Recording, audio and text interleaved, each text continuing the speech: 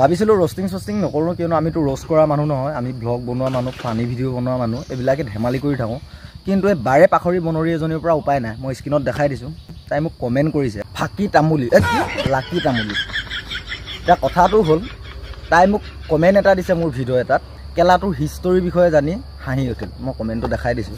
এতিয়া কথা হ'ল, তাই মোক কি হিষ্টৰীৰ কথা জানিলে, কাম বন নাই নেকি? তো বেলেগৰ হিষ্টৰী পঢ়ি আছ যে, কেৱল ভিডিঅ'ত ভিউজ নহা হ'ল, নামৰ ভিডিঅ'কেইটাতো ডিলিট কৰিলিয়ে ভয়ৰ চোতত, থানাত যাব লাগিব বুলি। কমেণ্ট কৰিব আহিছ যে, মোৰ পষ্টত কমেণ্ট কৰিব আহিছ। এটা কথা তই জান, মোক যদি তই তেনেকৈ কমেণ্ট কৰ, মই তোৰ ওপৰত ভিডিঅ' বনামেই, সেইটো কথা তই জানই। জানি শুনি তই আকৌ মোৰ পষ্টত কমেণ্ট কৰিব আহিলি। কমেণ্টটো কৰিছ যেতিয়া, মই তোক সুধিছোঁ, তই মোক কি হিষ্টৰীৰ বিষয়ে জান? হাঁহি উঠিল মোৰ হিষ্টৰীৰ কথা। তই মোৰ হিষ্টৰীটো কবিচোন, মই শুনিম। বেলেগৰ হিষ্টৰী খুচৰিব যোৱাৰ আগত নিজৰ হিষ্টৰীখনো এবাৰ ভালকৈ চাই ল'বি, কিয়নো নিজৰ পকৰত গু থাকিলেহে বেলেগৰ পকৰত গু দেখে। অসমীয়া ভাষাত কথা এষাৰ কয়, চোৰেহে চোৰৰ ঠেং দেখে। গতিকে নিজৰ হিষ্টৰীটোৰ কথাটো এবাৰ ভাবি চাবি।